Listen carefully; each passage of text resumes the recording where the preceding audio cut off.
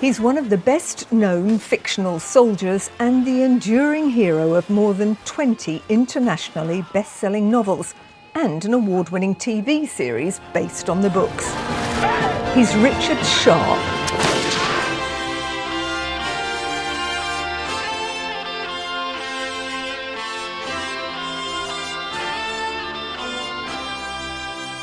Sharpe's creator, master storyteller Bernard Cornwell, launched the latest Sharpe book at an exclusive event for the Army Benevolent Fund, which he's supported for years. And he told an enthusiastic audience at the Cavalry and Guards Club in London how Sharpe came into being. As a youngster, I read Hornblower. And after Hornblower, there came Dudley Pope, Alexander Kent, and of course Jack Aubrey and Patrick O'Brien. And I'd long wanted to be a writer. I wanted to write novels. And I think you write novels that you want to read. I mean, that's the first rule. If you want to write a novel, write one you want to read, not what somebody else wants to read. And you hope that somebody else will want to read it then. And having read Hornblower, I'd read all 11 novels, and there was nothing more to read in Hornblower. So I began reading the real histories of the period. And through that I became very, very aware of the first Duke of Wellington and his army and its achievements. And I thought, this is even better than the naval stories. And I haunted bookshops looking for a series, which you might call it Hornblower on Land. And it never appeared. And I can remember all through my 20s, I would go to bookshops and look to see if some bright spark hadn't written Hornblower on Land. And eventually a light went off in my brain, thinking, well, if no one else will do it, you'd better do it. And that's where it came from. By that time, I'd been reading the non-fiction histories and had an immense amount of totally useless information about the British Army and its campaigns in the Peninsula and Waterloo. But I've often said that writing is easy. Everybody in this room can write. Writing well is a bit more difficult. Knowing what to write about is the most difficult thing of all. But I knew what I wanted to write about. I wanted to write about you riflemen in the Peninsula and at Waterloo. And luckily for me, it worked. Bernard was in conversation with Lieutenant General Sir Tom Copinger-Symes, who's not only Colonel Commandant of the real-life rifles, but has also overseen part of the MOD's digital transformation and its Defence AI Centre, and is both Director General of Joint Force Development and Deputy Commander, Cyber and Specialist Operations Command. That all aside, he's also a rifleman and a Sharpe fan. And I think what Sharpe captures for me is a whole range of the sort of stories we tell ourselves as riflemen. So this amazing relationship between the officers and the soldiers in the regiment, which we like to think is slightly different from other regiments. Other regiments will differ in their own interpretation, but we like to think it's closer. I think that whole theme of social mobility is really important to us. And threaded through Sharpe is this sort of innovative idea, and that could be innovation of Sharpe finding a new way to deal with the problem, often attacking the enemy or defending from the enemy, but also finding good ideas from people within his team. So not all the good ideas come from Sharpe, not all the good ideas come from above. It's generating a culture in which good ideas bubble up from around. So I think that's very important. I suppose if I was being a little bit mischievous, there's that slightly fractious relationship with the establishment that Sharpe has that I think would play to many riflemen's feeling of who they are themselves. I mean that in the best possible way, but I think that slightly contrarian point of view, that slight desire to do things differently, to think differently, to fight differently, is very important to our sense of self. I suppose if you go back to that early 19th century time, what were the three sort of big innovations that I'd associate with the rifles? I mean, the firstly is the rifle itself. So the then revolutionary idea of putting rifling into the barrel. A musket didn't have that. With the rifle, you spun the ball, you spun the bullet, and that made it much more accurate. I mean, to the tune of individuals, Tom Plunkett in the early 19th century, killing a French general at about 800 yards.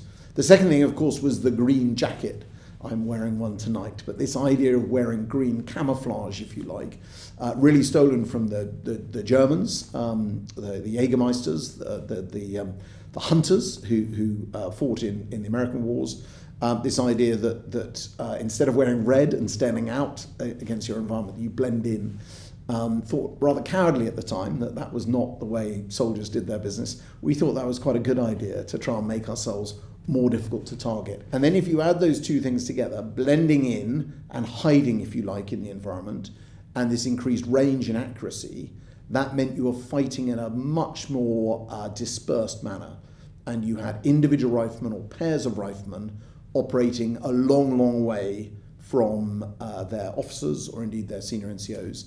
And therefore to give orders and to communicate on the battlefield, the third big innovation was the bugles.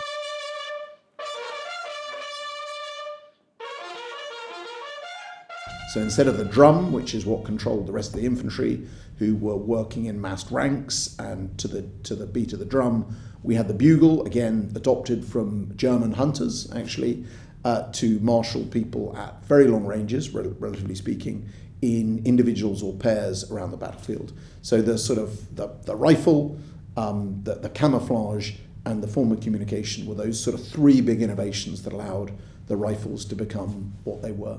And for many of today's riflemen, it's what they still are: innovative, agile, thinking differently, with mutual respect between ranks. For them, military history is mirrored in contemporary warfare. How the individual agency of a single soldier is being expanded. So now, I suppose, the dominant feature of Ukraine for many people would be these first-person view drones that are being used by both sides in Ukraine, and the amazing innovation that we're seeing come out of the Ukrainians as you know, a small former Soviet army does an amazing job against a very large former Soviet army, the Russian army, in their brutal invasion. And what you're seeing there is individual soldiers, often who have been trained in the sort of gaming fraternity, who've come up through that sort of means with a first-person view drone, not now having lethal effect out to 800 yards as Rifleman Tom Plunkett did, not out to a couple of kilometres as we've done recently with sort of anti-tank weapons, whatever, but now out to tens of kilometres with a first-person view drone.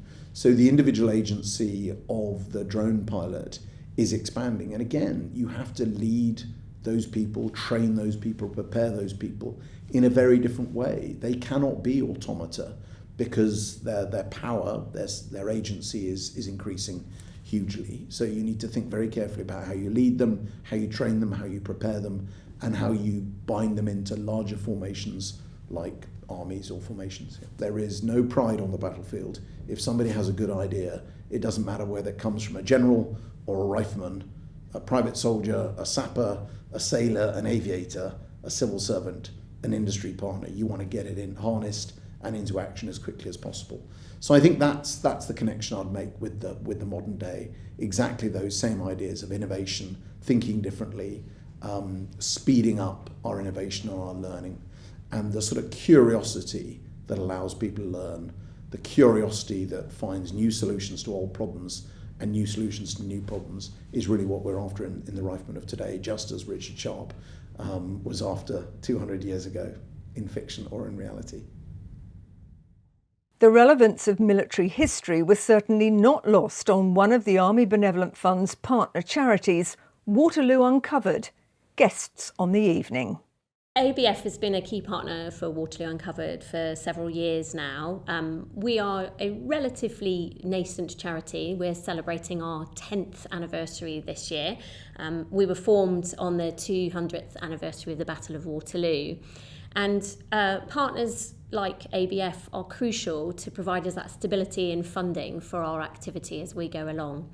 Waterloo Uncovered is a charity that's relatively unique. We provide veteran and serving military personnel wellbeing support, and it's centred around the archaeology of the Battle of Waterloo.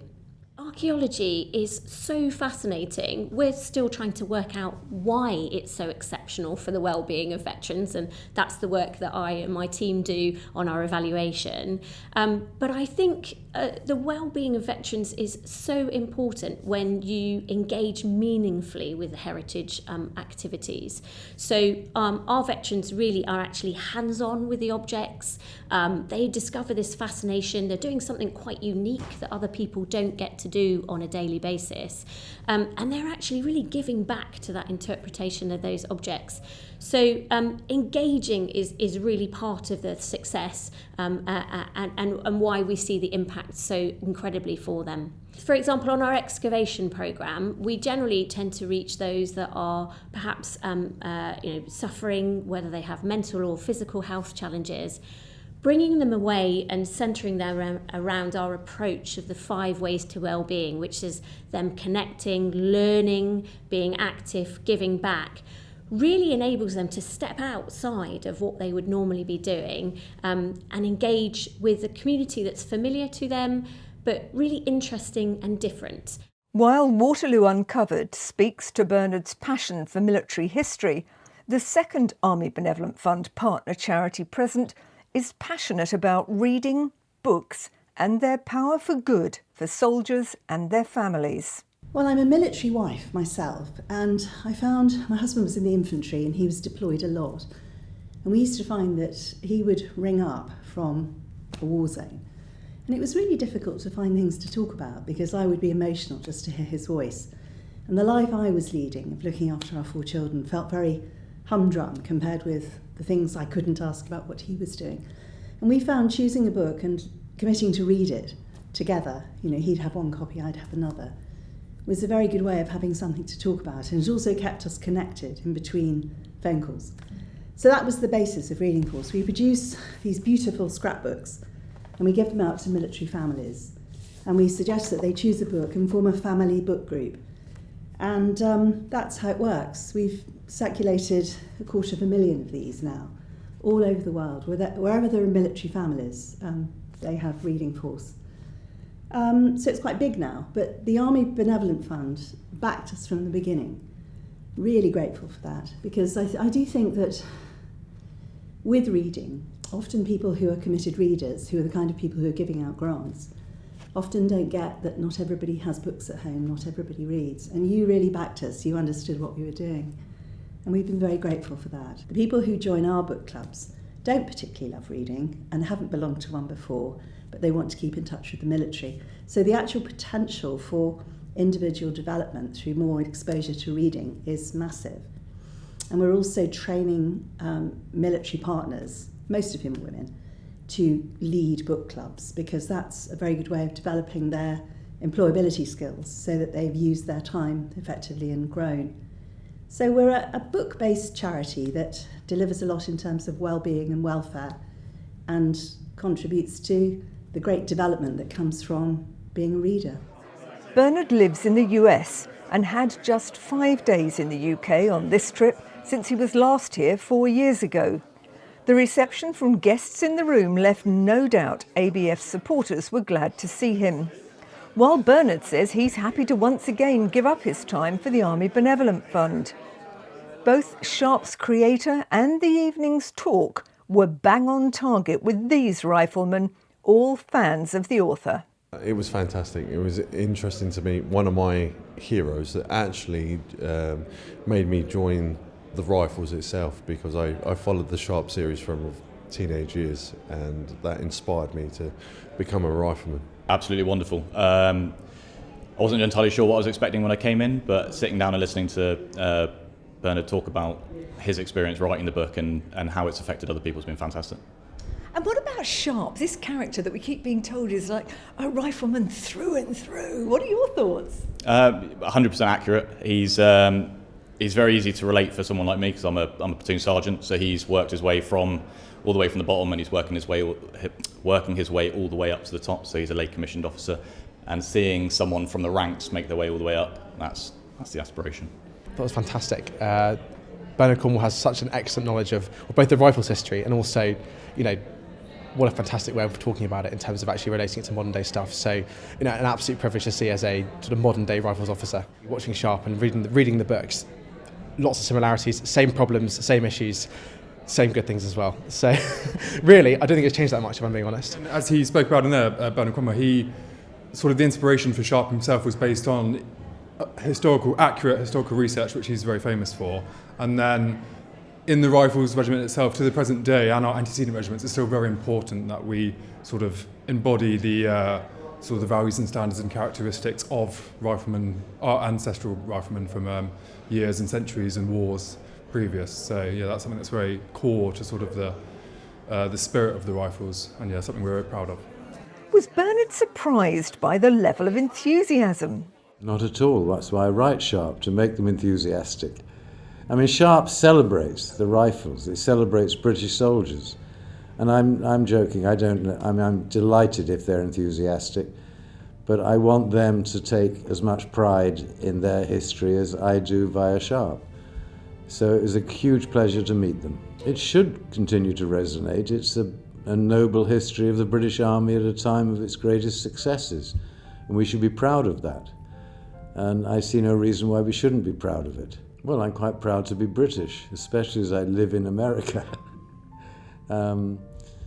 But I remember when I was growing up in the 60s, and I guess I was just about 20, I noticed that most of the books being written about the British Army were about defeats, the fall of Singapore, the process up to Dunkirk, and it offended me. I thought, we've got a lot to be proud of. Why don't we celebrate that instead? So I do that. Bernard Cornwell acknowledges a debt to the British Army. Without it, there would be no Sharpe. But he says he has no intention of paying that debt except by writing stories about them and by supporting the Army Benevolent Fund. And if you'd like to hear more about the Army Benevolent Fund, do please subscribe.